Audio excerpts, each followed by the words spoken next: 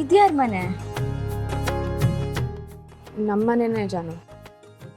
ಏನು ಹೇಳ್ತಿದ್ಯಾ? ನೀನು ನಿಮ್ಮ ಮಾವನ ಮನೆಯಲ್ಲಿಲ್ವಾ? ಸೆಪ್ರೇಟಾಗಿ ಬಂದಿದ್ದೀರಾ? ಏನಾಯ್ತು?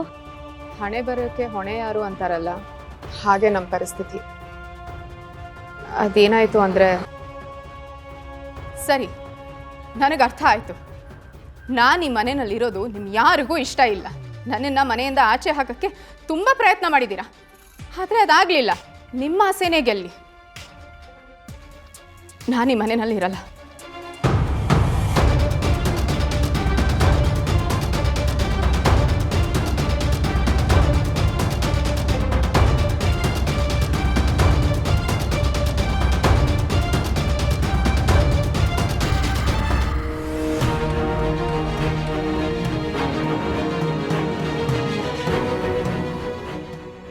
ಈ ತಪ್ಪು ಮಾಡಿರೋ ರವಿಶಂಕರ್ಗೆ ಶಿಕ್ಷೆ ಕೊಡಿಸ್ಲೇಬೇಕು ಅಂತ, ನಿರಪರಾಧಿ ಆಗಿರೋ ಸಿದ್ದುನ ಉಳಿಸ್ಬೇಕು ಅಂತ.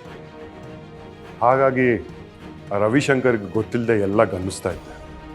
ಸಿದ್ದು ನಿರಪರಾಧಿ ಅಂತ ಪ್ರೂವ್ ಮಾಡೋದಕ್ಕೆ ಆ ದೇವರೇ ನನಗೆ ಪುನರ್ಜನ್ಮ ಕೊಟ್ಟಿದ್ದಾರೆ.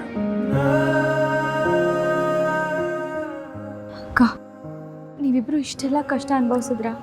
ಕಷ್ಟ ಅನ್ನೋದಕ್ಕಿಂತ ಪರಿಸ್ಥಿತಿ, ಜೀವನ ಅಂದರೆ ಏನು ಅಂತ ನಮ್ಗೆ ಅರ್ಥ ಮಾಡಿಸಿದೆ. ಹಾಗೆ ನೋಡಿದ್ರೆ ನಾವೀಗ ತುಂಬ ಖುಷಿಯಾಗಿದ್ದೀವಿ. ಬಾವಾ, ಎಂಥ ಟೈಮಲ್ಲೂ ನನ್ನ ಅಕ್ಕನ ಕೈ ಬಿಡಲಿಲ್ಲ ಅಲ್ವಾ? ನಿಮ್ಗೆ ಎಷ್ಟು ಥ್ಯಾಂಕ್ಸ್ ಹೇಳಿದ್ರು ಸಾಲಲ್ಲ. ಥ್ಯಾಂಕ್ಸ್ ಹೇಳ್ಬೇಕಾಗಿರೋದು ನನಗಲ್ಲ, ಮೇಡಮ್ ಅವ್ರಿಗೆ. ಅವರೇ ಇಲ್ಲದೆ ಹೋಗಿದ್ದಿದ್ರೆ ನಾನಿವತ್ತು ಹಿಂಗೆಲ್ಲ ಇರೋದಕ್ಕೆ ಆಯ್ತಾನೆ ಇರಲಿಲ್ಲ. ನಾನು ಜೈಲಲ್ಲಿದ್ದಾಗ ನನ್ನ ವರ್ಕ್ ಕರ್ಕೊಂಬರೋದಕ್ಕೆ ಎಷ್ಟೊಂದೆಲ್ಲ ಕಷ್ಟಪಟ್ಟಿದ್ದಾರೆ ಗೊತ್ತಾ? ನನಗೊಂಥರ ಪುನರ್ಜನ್ಮ ಕೊಟ್ಟ ದೇವತೆಯವರು. ಇವ್ರನ್ನ ಕಳ್ಕೊಳಕ್ಕೆ ಹೆಂಗಾಯ್ತದೆ ಹೇಳಿ? ಅದು ಅಲ್ಲದೆ ನಾನು ತಪ್ಪದಾರಿಲ್ಲ ಅವ್ರಿಗೆ ತಾಳಿ ಕಟ್ಟಿದ್ರು ಅವ್ರು ನನ್ನ ಸರಿ ದಾರಿಲೇ ಕರ್ಕೊಂಡು ಹೋಗ್ತಾ ಇದಾರೆ. ನನ್ನ ಜೀವ ಇರೋವರೆಗೂ ಅವ್ರನ್ನ ಬಿಡೋ ಮಾತೇ ಇಲ್ಲ. ಇದು ನಮ್ಮ ಭಾವ ಅಂದ್ರೆ. ನೋಡಿದ್ಯಾ ಅಕ್ಕ, ಭಾವ ನಿನ್ನ ಎಷ್ಟು ಪ್ರೀತಿ ಮಾಡ್ತಾರೆ ಅಂತ. ಜಾನು, ಇವ್ರ ಪ್ರೀತಿಗೆ ಬೆಲೆ ಕಟ್ಟಕ್ಕಾಗಲ್ಲ ಕಣೆ. ಆಮೇಲೆ ಶ್ರೀಕಾಂತ್ ಅವ್ರನ್ನ ರವಿಶಂಕರ್ ಕಟ್ ಹಾಕಿದ್ದಾಗ ಅವ್ರನ್ನ ಕೋರ್ಟ್ಗೆ ಯಾರು ಕರ್ಕೊಂಬಂದ್ರು ಗೊತ್ತಾ? ಜಯಂತ್ ಅವರು ಕಣೆ.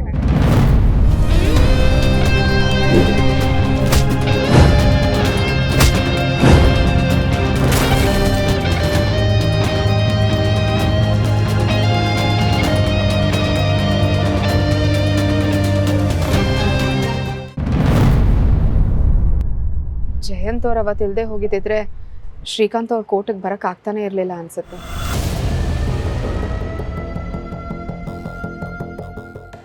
ಯಾಕೆ, ಏನಾಯ್ತು? ಜಯಂತ್ ಅವ್ರ ಬಗ್ಗೆ ಯೋಚನೆ ಮಾಡ್ತಿದ್ಯಾ? ನೀನ್ ಬದುಕಿದ್ಯಾ ಅಂತ ಗೊತ್ತಾದ್ರೆ ನಮ್ ಎಲ್ಲರಿಗಿಂತ ಜಯಂತ್ ಅವ್ರಿಗೆ ಹೆಚ್ಚು ಖುಷಿ ಆಗೋದು ಗೊತ್ತಾ? ಆ ಖುಷಿ ನನಗೆ ಬೇಡ ಅಕ್ಕ. ನನ್ನನ್ನು ಸಾವಿನ ಕಡೆ ನೂಗ್ತವ್ರವ್ರು.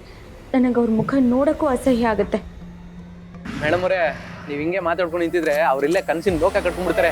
ಬನ್ನಿ ಒಳಗೋಗಮ್ಮ, ಬನ್ನಿ.